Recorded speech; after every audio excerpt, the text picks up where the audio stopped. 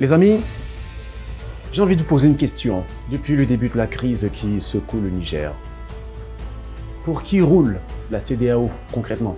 Est-ce pour l'Afrique? Est-ce pour les peuples nigériens? Ou alors pour la communauté internationale? Réponse dans cette vidéo. Ne bouge pas.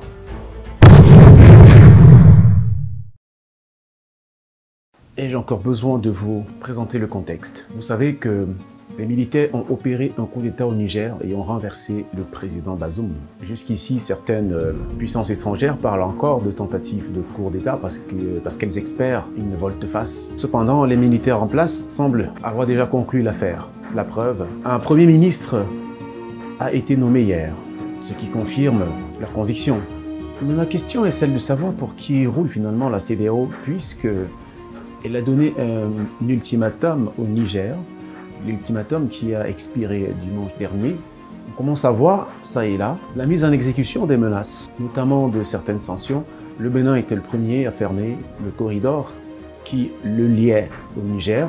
Le Niger, dans sa riposte, a fermé l'espace aérien. Qu'est-ce qu'on a pu lire du côté de la France, du gouvernement français? Le gouvernement français disait appuyer l'action de la CEDEAO avec fermeté. Et attention, ça c'est de la diplomatie quand on utilise les mots pour cacher les intentions. Quand ils disent avec fermeté, ça veut dire tout ce que cela veut dire. Il est bien vrai, le Nigeria, à qui il avait été demandé d'intervenir militairement pour restaurer le pouvoir de Bazoum, les sénateurs nigérians se sont désolidarisés de tout projet qui viserait à intervenir militairement au Niger. Cependant, de son côté, c'est le Sénégal qui se dit prêt à envoyer des soldats au Niger au nom de la CEDEAO. Pourquoi nos soldats doivent y aller? Ils doivent y aller pour deux raisons. La première, c'est que nous sommes dans une organisation communautaire qui en a décidé ainsi et qui s'appelle la CEDEAO. Et le Sénégal a une signature internationale. Il ne peut pas être membre de la CEDEAO et se soustraire aux décisions que la CEDEAO au sommet des chefs d'État prend. Et le Sénégal est un membre éminent de cette organisation communautaire. La deuxième, c'est que la conviction du Sénégal, c'est qu'il faut arrêter ces coups d'État. Voilà pourquoi on y va. C'est donc cela qui m'amène à me poser la question plus haut. Pour qui roule la CEDEAO? Est-ce que la CEDEAO roule pour le Niger, pour l'Afrique ou pour la communauté internationale? Il est bien vrai, les présidents de la CEDEAO qui sont convaincus de leur mauvaise gouvernance ont peur de voir une telle chose leur arriver. Et c'est pour cette raison que chacun brandit le couperet pour menacer le Niger, pour menacer le gouvernement civilo-militaire en place. Et certains affirment vouloir défendre la démocratie ou alors soutenir la CEDEAO dans sa volonté de restaurer un président démocratiquement élu. Cela m'amène à dire une chose. Cela m'amène à dire tout simplement que on peut être un président démocratiquement élu et ne pas être légitime.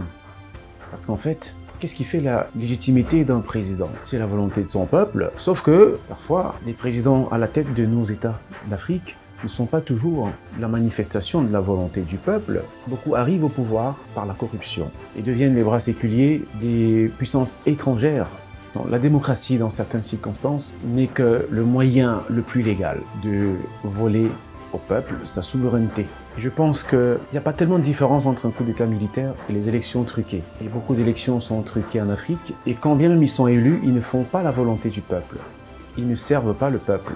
Ils servent les intérêts des Occidentaux. À quoi sert donc la démocratie si elle ne peut pas apporter la richesse et le mieux-être collectif? Si la démocratie ne sert que les intérêts du petit nombre ou alors des puissances étrangères, elle ne doit pas devenir le cache-sexe des puissances qui veulent se servir à la table de l'Afrique. Donc à un moment donné, il faut qu'on sorte de ces prétextes qui n'ont pas de sens. Le peuple n'est pas dupe. On voit bien que les concepts, les institutions sont au service du petit nombre ou des intérêts égoïstes de certaines puissances. Les institutions permettent de légitimer les hold-up en Afrique. Les hold-up électoraux, les hold-up économiques, les hold-up minéraliers, les hold-up, les institutions sont au service des voleurs à col blanc. Je ne veux pas dire que c'est le cas de la CEDEAO, mais il faut savoir écouter le peuple quand il dit non, parce que le peuple, c'est la vraie démocratie. N'est-ce pas? Il n'y a pas de démocratie plus forte que la volonté du peuple, le gouvernement du peuple, par le peuple et pour le peuple. Et à en juger par les réactions des uns et des autres, les populations nigériennes en ont marre. Elles souhaitent passer à autre chose.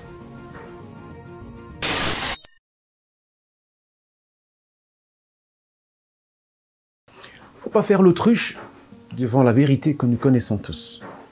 On sait que les puissances étrangères qui soutiennent la CEDEAO aujourd'hui se battent d'abord pour leurs intérêts. Le Niger abrite au moins 3 bases militaires américaines, dont celle des drones d'Agadez qui a coûté une centaine de millions de dollars. Le Niger est un pays carrefour, d'une certaine manière, au cœur du Sahel, frontalier de la Libye, du Nigeria ou encore du Mali. La présence américaine dans ce pays permet finalement à Washington d'intervenir dans ces pays-là où sont très actifs les groupes djihadistes, notamment ceux liés à Al-Qaïda ou encore Boko Haram. Donc il y avait finalement une logique que les Américains interviennent finalement dans cette négociation. On parle des États-Unis, mais on n'évoque même pas la France, qui est obligée d'être au Niger aujourd'hui pour encore avoir une trace dans le Sahel. La France a été chassée un peu partout. L'opération Barkhane, la France a été chassée en RCA, la France a été chassée au Mali, la France a été chassée du Burkina Faso. Le Niger est en quelque sorte le dernier rempart, le dernier soubresaut d'une domination française qui s'étiole et se meurt. Et vous comprenez pourquoi ils veulent soutenir la CEDEAO, entre guillemets, avec fermeté. Ce n'est pas tellement le bien-être des Nigériens qui les intéresse. Je repose encore une fois la question, à quoi sert la démocratie si elle ne peut pas apporter le bien-être? Le plus important pour le peuple, c'est le bien-être. Le problème, c'est que parfois, ces présidents truquent pour arriver à la tête de nos destins, de nos nations, mais sont encore incapables d'assurer le minimum. Plutôt que de servir le peuple de qui émane le prétendu mandat, ils servent les intérêts des pays étrangers. Ce que je pense, c'est qu'il faut écouter le peuple, parce que c'est la vraie démocratie. Quand le peuple n'en peut plus, quand le peuple n'en veut plus, il faut l'écouter. Dans certaines circonstances, la CEDEAO, sa voix ne peut pas parler plus fort que la voix du peuple. Est-ce que la CEDEAO sert les intérêts du peuple nigérien? Est-ce que l'intervention française sert les intérêts du peuple nigérien? Est-ce que l'intervention américaine va servir les intérêts du peuple nigérien? Si la réponse est non, ça ne sert à rien tout ce tralala. Il faut écouter le peuple. D'ailleurs, la France même en est le parfait exemple. Pendant la Révolution française, en 1789, que s'est-il passé? Le peuple a remis en question l'ordre dirigeant de l'époque. Le roi Louis XVI est tombé et le peuple était prêt à défendre ses droits par tous les moyens. Et il n'y avait qu'un seul endroit où trouver les armes. C'était la Bastille.